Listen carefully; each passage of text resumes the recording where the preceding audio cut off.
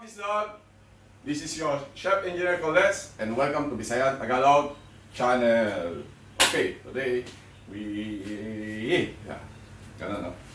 today is holiday, so gagawa tayo ng simple dish. This is a Chinese dish or Hong Kong dish. We call it kailan with abalone sauce. So simple na kayo. Okay, nakapalit mo kung ano. Meron ako, minsan na kasi makakita ng baby kailan, so meron akong nakita, so binili ko at lulutuin natin. May iba-ibang klaseng kailan. Ito sa Malaysia ang kailan po. Merong iba mas ano siya, small broccoli kung tatawagin sa ano pa. So thank you for sa lahat ng subscriber natin, sa lahat ng subscriber ko na nag-comment. Continue commenting. Gagawin natin yan pagkatapos na. Gagawin natin yan pag meron na tayong time for the next vlog. So, we will start cooking.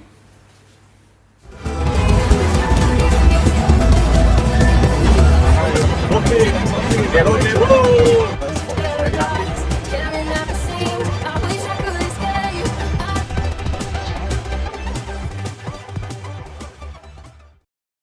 Here's an ingredient for the vegetable kailan with abalone sauce. We have abalone sauce, oil, cooking oil, and then sesame oil. We also have this light soy sauce, 1 tablespoon, black pepper, onion, garlic, fried garlic, salt, and then the baby kailan. So we start cooking. Yan, pag mainit na yung water natin, lagyan natin yung salt. Solve na natin yung salt. Lagyan natin yung kailan. Ayan. Fresh na fresh. Tapos, we steam it for about 30 seconds. After 30 seconds, meron akong ice with water dito. Dediretso natin yung kailan natin dito para hindi siya ma-overcook. Tingnan natin. Natin hanguin. Yan, ganda.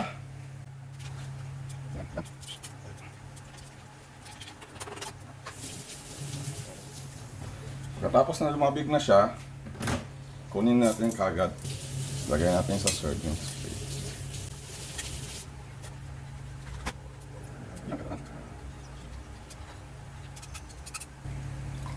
Purpose na natin yung para hindi siya overcook. Kaya natin ilagay sa cold water, ice water. Tapos yan, i-step aside muna natin yan para magluto na tayo ng sauce. We put some oil.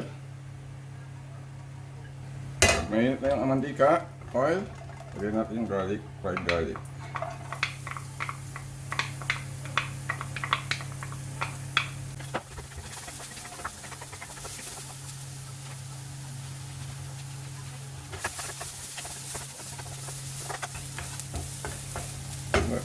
Put some onion.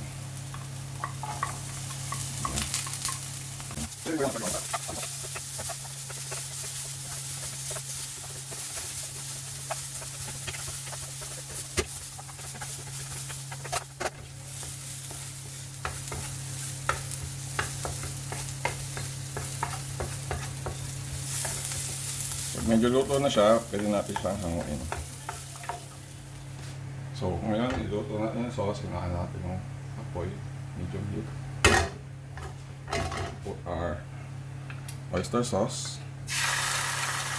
Ayan. Light soy sauce.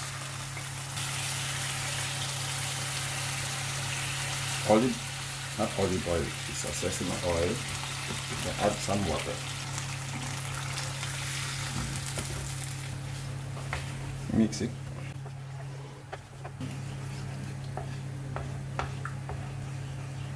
Add some pepper, a bit of teaspoon of sugar. Mix.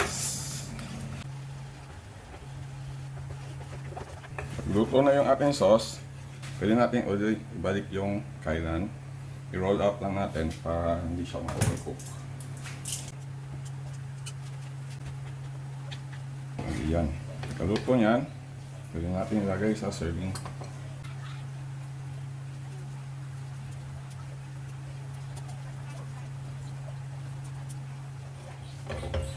Lagyan natin yung sauce. Yan. At some dry garlic. At ang ating ginisa kaninang sibuyas at bawang.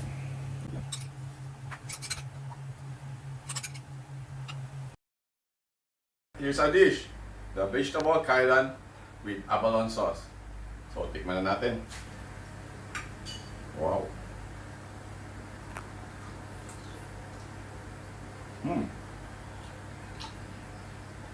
The best. So, masustansya na. Masarap pa. So, for more video, please subscribe my channel, Bislog channel, and click the bell button para ma-notify ka sa aking mga bagong video. Sa lahat ng gusto mag-request, just comment down. Subukan natin lahat ng inyong mga request. Sabot kung makakaya. So, sa lahat ng comment dyan, thank you. And then, babasahin ko lahat ng comment nyo in the end of this video. Thanks for watching. Bye! Okay, pan of the day. Salamat sa mga nag-comment dyan. Kuya Yel. Thanks God finally for full vaccinated. Kuya Yel. Thank you.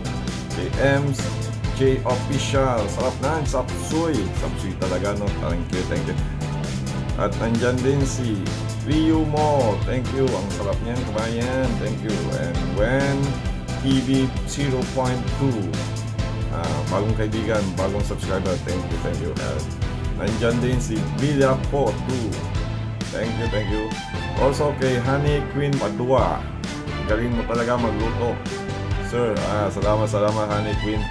At nandyan din si Gemelda Channel, ating beloved subscriber dyan. Thank you. Nandyan din si Maritas Angeles. Look so yummy. Keep it up. Thank you.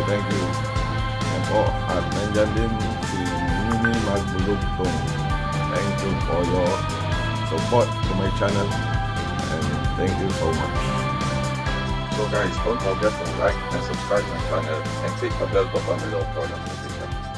Thanks for watching on this vlog.